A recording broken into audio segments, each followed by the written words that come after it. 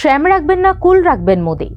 মার্কিন সিনেটের রুশ নিষেধাজ্ঞা বিল পাশ হওয়ার পর ভারতীয় প্রধানমন্ত্রী নরেন্দ্র মোদির অবস্থা এখন অনেকটাই এমন।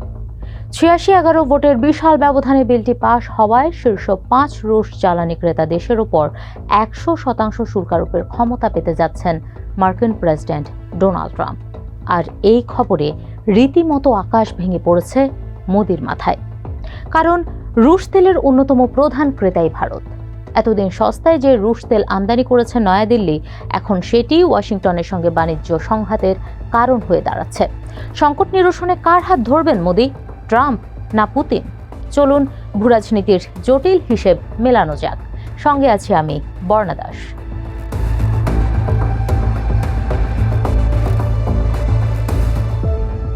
ইউক্রেন যুদ্ধ বন্ধের রাশিয়াকে অর্থনৈতিকভাবে বিপর্যস্ত করতেই মার্কিন সিনেটে এই বিলটি পাশ হয়েছে। অপেক্ষা এখন প্রতিনিধি পরিষদের অনুমোদনের।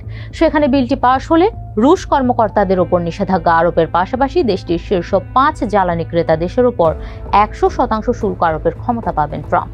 এছাড়াও ইরানের ওপর বিদ্যমান কিছু নিষেধাজ্ঞাও বর্ধিত হবে। তবে প্রেসিডেন্ট চাইলে জাতীয় স্বার্থ বিবেচনায় নিয়ে নির্দিষ্ট নিষেধাজ্ঞা থেকে ছাড় দিতে পারবেন বলেও উল্লেখ আছে বিলটিতে।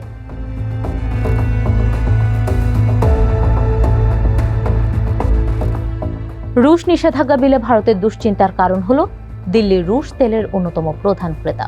দেশটি প্রায় একাই ৩৬ থেকে ৩৮% রুশ তেল আমদানি করে, যা কিনা দেশটির মোট ক্রুড আমদানির অর্ধেকেরও বেশি।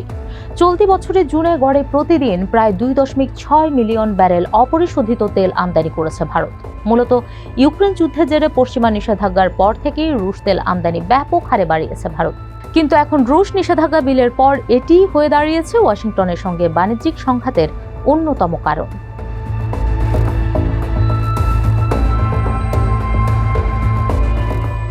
ভারতের জন্য সবচেয়ে বড় দুশ্চিন্তার কারণ হলো ১০০% শুল্ক আরোপ হলে মার্কিন বাজারে ভারতীয় পণ্যের দাম বেড়ে যাবে। ফলে খরচ বাঁচাতে মার্কিন ক্রেতারা তখন ভারতীয় পণ্য বিমুখী হয়ে যাবে। এতে ধস নামতে পারে ভারতীয় রপ্তানি খাতে। ট্রেডিং ইকোনমিক্সের হিসাব বলছে ২০২৫ সালেও যুক্তরাষ্ট্রের বাজারে ভারতের পণ্য রপ্তানির পরিমাণ ছিল প্রায় $২.৬ বিলিয়ন। এর মধ্যে অন্যতম ইলেকট্রনিক্স, ঔষধ, যন্ত্রপাতি, রত্ন ও গয়না, রাসায়নিক এবং তৈরি পোশাক খাত। অর্থাৎ ভারতীয় পণ্যে ১০০% শুল্ক বসলে এর ভয়াবহ প্রভাব পড়বে রপ্তানিকারক ও দেশটির কর্মসংস্থানের উপর।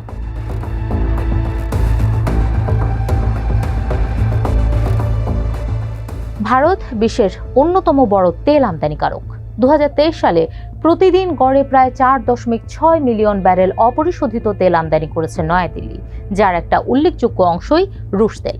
এখন সেই রুশ তেল বন্ধ করতেই কঠোর পদক্ষেপ নিতে যাচ্ছে ওয়াশিংটন। ফলে ১০০% শুল্ক থেকে বাঁচতে রুশ জ্বালানি আমদানি বন্ধ করতে হবে ভারতকে। কিন্তু সমস্যা হলো ভারত তুলনামূলক অনেক সাশ্রয়ী মূল্যে এই তেল পেয়ে আসছে। কাজেই এখন যদি রুশ তেল কেনা কমিয়ে দেয় দেশটি, তাহলে বিকল্প উৎস খুঁজতে হবে তাদের। মধ্যপ্রাচ্য যুদ্ধের পর যেটি অনেকটাই কঠিন। ফলে বেড়ে যাবে ভারতের জ্বালানি আমদানি ব্যয়। এর প্রভাব পড়বে দেশটির সার্বিক অর্থনীতির উপর। এই অবস্থায় চাইলেই কি রুশ তেল কেনা পুরোপুরি বন্ধ করতে পারবে ভারত?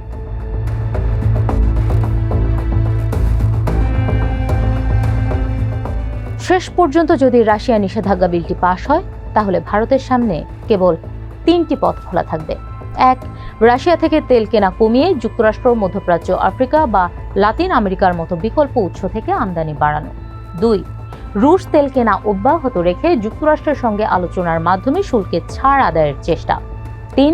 রাশিয়ার সঙ্গে বাণিজ্য বাড়িয়ে পশ্চিমা বাজারের ওপর নির্ভরতা কিছুটা কমানো।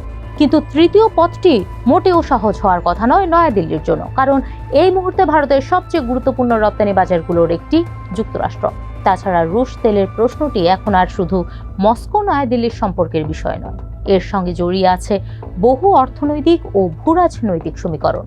এই অবস্থায় মোদিকে তাই রুশ নিষেধাজ্ঞা বিলটি যেন পাশ না হয় সেই প্রার্থনা করতেই হচ্ছে। সেই সঙ্গে চালু রাখতে হচ্ছে কূটনৈতিক পথও। তবে এসবের বাইরেও একটা জটিল অঙ্ক মেলাতে হবে মোদিকে।